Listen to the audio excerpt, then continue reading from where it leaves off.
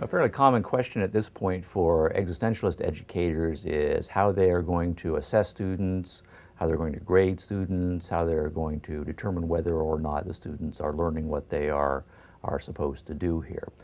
And the question is often asked in a somewhat puzzled fashion, given that existentialism is strongly emphasizing student autonomy, student choice, student responsibility, and it's emphasizing the points that teachers cannot be strict top-down authoritarians and so forth. So how can we, for example, be putting exams on students? How can we give them standardized tests, SATs, ACTs, and various sorts of things? How can we possibly assess students if it seems like it's this open-ended things and students can do whatever they want, right, so to speak? Well, here the existentialists will make the argument that in education, assessment should not be done any differently than we assess in the other areas of our lives. By the time we're adults, there is no authority figure who is assessing how well we're doing in our lives. Instead, we are primarily engaged in the process of self-assessing. Am I achieving my goals? Am I developing my character? Am I moving my projects along in a way that is satisfactory to me? So self-assessment rather than imposed assessment by teachers is going to be the underlying theme here. And the existentialists say that if you approach this correctly, it should not be that difficult in order to do it. It simply involves goal setting, which comes from the students, but the job of the teacher then is, once the student has committed to a certain project or committed to a certain goal, to help the student articulate what that goal is, what steps are going to be necessary if he or she is going to achieve that goal, and then helping the student figure out, and in many cases it's not that difficult, whether that goal has been achieved or not. Let's try a few examples here. Suppose the child is displaying some interest in drawing and so enjoys working with crayons, with colored pencils, or pastel crayons or whatever.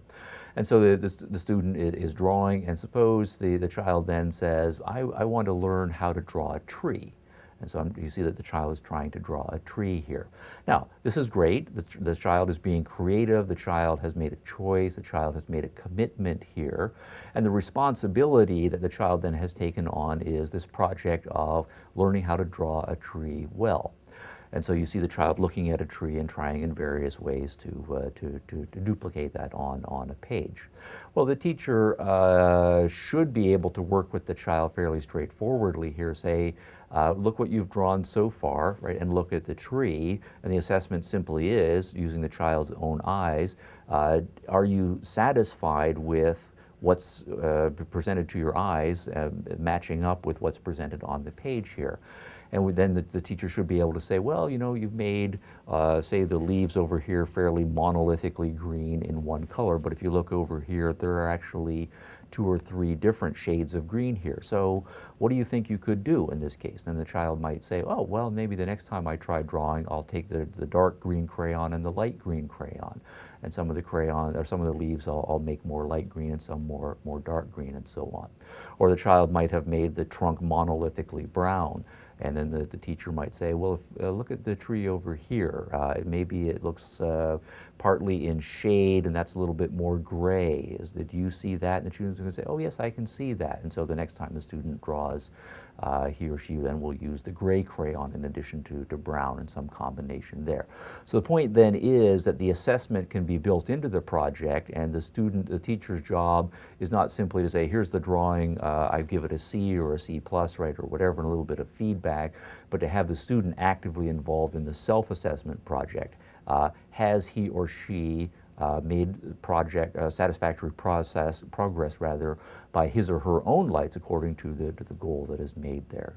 Or to take a slightly older example, suppose you have a child in say middle school who really enjoys riding his bike, but he wants to make a motorbike, and so because he wants the bike to be able to go faster and so forth. And so here the project is certainly much more complicated here. It might be a matter of taking an existing bicycle frame, finding out something about motor mechanics. How can I take, say, a 50cc motor? How can I mount it on this bicycle frame? How can I hook it up to the drive shaft and so forth? How can I beef up the brakes so that they're going to work for higher speeds and so forth?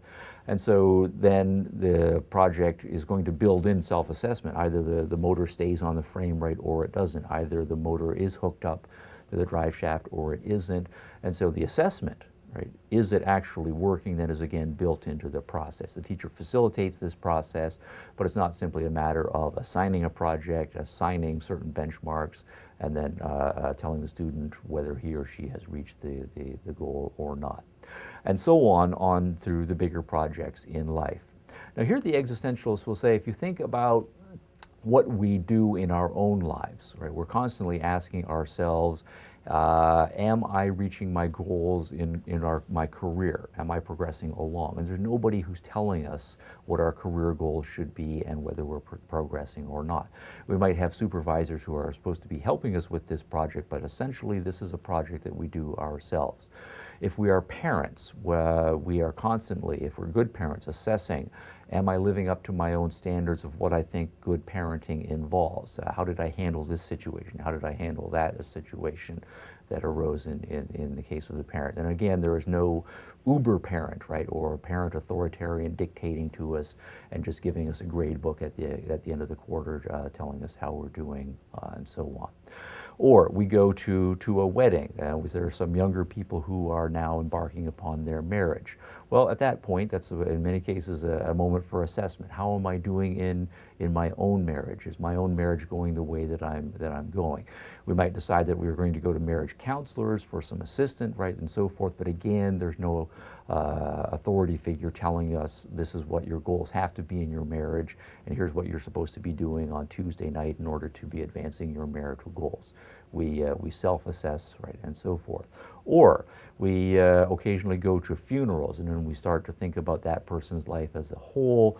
Did that person live a meaningful life and a significant life? And then again, inescapably, for most of us, we're led to thinking about our own lives. Am I approaching my overall life's goals so that by the time I'm the person who is at the funeral, have I achieved my life's goals?